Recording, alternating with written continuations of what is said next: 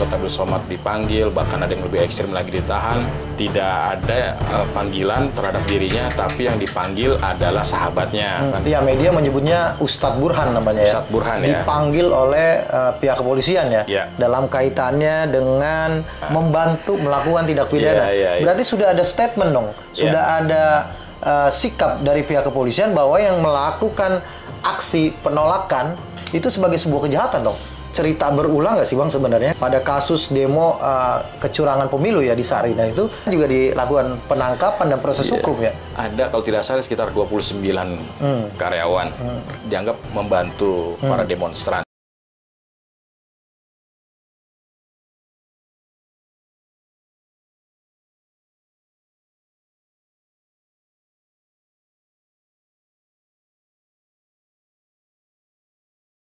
Assalamualaikum warahmatullahi wabarakatuh. Kembali lagi di YouTube channel Halo Pengacara. Apa kabarnya sahabat Halo Pengacara? Semoga dalam keadaan sehat walafiat ya.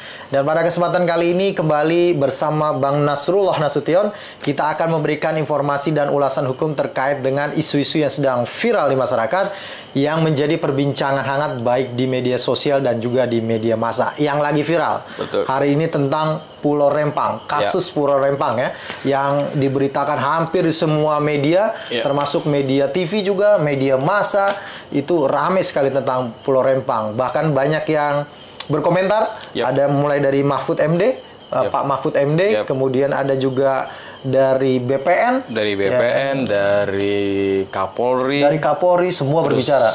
Panglima TNI, juga berbicara. Ini banyak. Ini kasus seperti kasusnya udah kasus nasional seperti itu ya. Betul. Nah, dari sekian banyak yang sudah memberitakan, menganalisa, mengulas terkait dengan kasus Rempang yang katanya akan dijadikan Rempang Eco City ya kalau tidak salah ya, oleh swasta lah, oleh investor seperti itu ya. Tapi kita tidak bicara hal itunya, kita bicara ada informasi yang beredar dan itu viral. Katanya salah satu ulama, Ustadz Abdul Somad, UAS, itu dipanggil. Atau bahkan ada yang memberitakan secara ekstrim sekali, ditangkap seperti itu, Bang. Terkait dengan kasus Rempang. Ada klarifikasi, Bang? Sebenarnya memang kita harus, pertama yang harus kita pahami adalah kita harus mawas diri terhadap segala informasi yang kita dapatkan, gitu ya. Jangan sampai kita mendapatkan informasi yang tidak benar, sehingga hoax dan kita menyebarkan sehingga jadi delik nanti ke depannya. Itu yang pertama. Yang kedua, segala sesuatu yang berkaitan dengan pemberitaan itu baiknya memang dilakukan klarifikasi, tabayun ataupun cross check ya. Kan sekarang simpel sebenarnya ya, untuk meng-cross check suatu pemberitaan itu bisa melalui banyak hal gitu ya. Salah satunya adalah dengan mengecek kebenaran berita informasi itu melalui mungkin melalui situs-situs atau berita-berita online yang terpercaya yang update memberitakan tentang informasi-informasi tentang Rempang. Nah, itu yang kedua. Yang ketiga adalah terkait dengan informasi Ustadz Abdul Somad dipanggil, bahkan ada yang lebih ekstrim lagi ditahan. Sejauh ini kan sudah diklarifikasi oleh Ustadz Abdul Somad bahwasannya itu tidak benar dan tidak ada panggilan terhadap dirinya, tapi yang dipanggil adalah sahabatnya.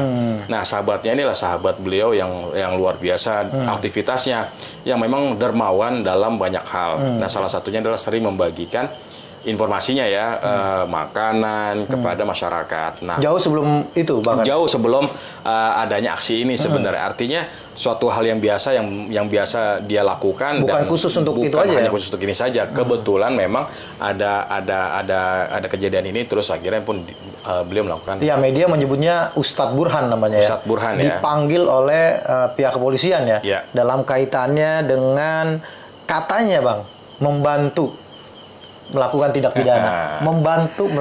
pidana, Berarti sudah ada statement dong, sudah ada sikap dari pihak kepolisian bahwa yang melakukan aksi penolakan, yang melakukan aksi melakukan aspirasi pada saat itu, katakanlah mereka dari pihak kepolisian menyatakan itu demo gitu ya, seperti itu ya. Itu sebagai sebuah kejahatan dong.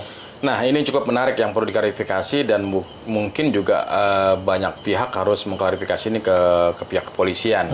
Apakah yang dimaksud dengan tadi tindak pidana itu berkaitan dengan unjuk rasanya atau berkaitan dengan hal yang lainnya? Kan mungkin kita bisa lihat apa menjadi dasarnya itu. Ya, mungkin kalau saya melihat sih ya, mungkin mendasarkan kepada kejadian-kejadian yang terjadi pada aksi demonstrasi pada waktu itu, di mana mungkin ya di sini perlu mendapatkan semacam penjelasan secara utuh dari pihak kepolisian.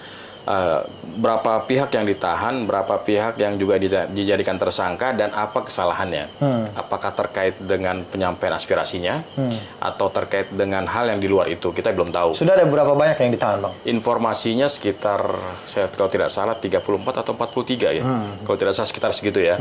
Cukup banyak ya? Cukup banyak yang sudah. Dan itu dari warga masyarakat kan ya? Dan itu masyarakat sipil itu dalam hal ini. Dari apa namanya, kampung tua ya? Yang perlu diklarifikasi apakah emang dari luar gitu, dari luar atau dari kampung tua sendiri, yaitu mungkin makanya perlunya ada informasi yang utuh ke publik agar masyarakat bisa memahami itu. Iya, Bang, ini cerita berulang nggak sih, Bang, sebenarnya? Kan kalau tidak salah pada kasus demo kecurangan pemilu ya di Sarinah itu ada juga orang-orang yang dianggap membantu, ya kan, terjadinya tanda kutip suatu tindak pidana, juga dilakukan penangkapan dan proses hukum ya. Betul ya. Jadi ada kalau tidak salah sekitar 29 karyawan yang itu akhirnya tersangkut dengan apa namanya, dianggap membantu para demonstran. Nah, ini menarik, saya baca berita medianya saja ya. Pada tanggal 22 Mei kalau nggak salah kejadiannya itu. Pertama, terdakwa izinkan pendemo masuk ke gedung Sarinah. Didakwa bantu siapkan minuman dan biarkan cuci muka.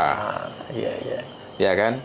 Nah, membuka pintu keluar gedung Sarinah bagi pendemo. Nah, ini banyak jadi. Ini berarti yang dianggap kejahatan dong ya? Membantu kejahatan gitu ya? Artinya memberikan minum saja itu jadi suatu tindak pidana, suatu delik gitu ya. Berarti pada kasus yang Sarinah ini juga berlaku juga terhadap Ustaz Burhan yang di kasus ini. Yang kita sepertinya seperti itu. Kita khawatirkan itu akan terjadi. Karena dalam panggilan surat panggilannya kan turut membantu ya, membantu terjadinya suatu kejahatan. Niat baik selalu belum tentu dapat dinilai baik gitu ya. Padahal ya niatnya membantu dalam artian gini. Ada orang yang kelaparan. Iya. Terus ada orang yang perlu minum, kan gitu ya. Terus kita berikan, kita nggak tahu apa yang terjadi, tapi kita niatnya adalah memberi makan, memberi minum, dan itu spontanitas, bukan suatu rangkaian yang terjadi dan itu menjadi bagian yang utuh. Artinya ada orang datang, Pak, haus minta air dong, ada nggak? Ada, kasih. Nah, apakah itu menjadi suatu delik atau tidak? Kita nggak tahu orang ini siapa. Tapi dengan nilai apa namanya ya, nurani misalkan gitu ya, dengan nurani kita, apa iya gitu ya, ketika orang minta minum terus kita berikan, terus kita langsung menjadi pihak yang dianggap membantu apa yang dilakukan, kan harusnya bisa ditelusuri secara lebih detail. Iya. Baik, Bang Nasr, terima kasih atas ulasannya. Terima kasih juga sahabat Halo Pengacara yang sudah menyaksikan video ini sampai dengan selesai. Jangan lupa dukung terus Halo Pengacara, subscribe YouTube channel Halo Pengacara, dan nyalakan loncengnya supaya terus mendapatkan update video-video terbaru dari Halo Pengacara. Terima kasih. Sekali lagi, salam Halo Pengacara. Assalamualaikum warahmatullahi wabarakatuh.